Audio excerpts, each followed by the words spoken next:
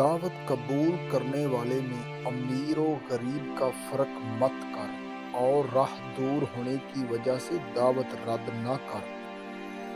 جو دوست مشکل وقت میں کام نہ آئے اس سے بچو، کیونکہ وہ تمہارا سب سے بڑا دشمن ہے۔ بے شک گناہ کرنے سے دل کالا ہو جاتا ہے، اور دل کی سیاہی کی علامت اور پہچان یہ ہے کہ گناہوں سے گھبراہٹ نہیں ہوتی، اطاعت کی سعادت نہیں ملتی، نصیحت اثر نہیں کرتی۔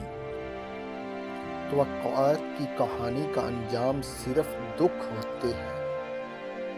کسی کی پہچان علم سے نہیں ہوتی بلکہ ادب سے ہوتی ہے، کیونکہ علم تو ابلیس کے پاس بھی تھا لیکن ادب سے محروم تھا۔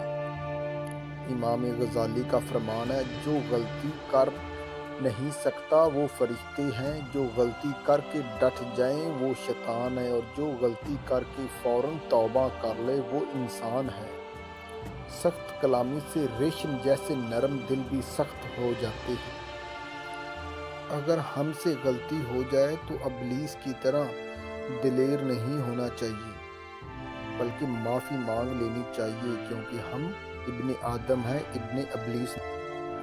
اپنے معاملات سے ہوشیار رہنا اور چوکنا رہنا اور سوچ سمجھ کر کام کرنا سعادت کی کنجی ہے۔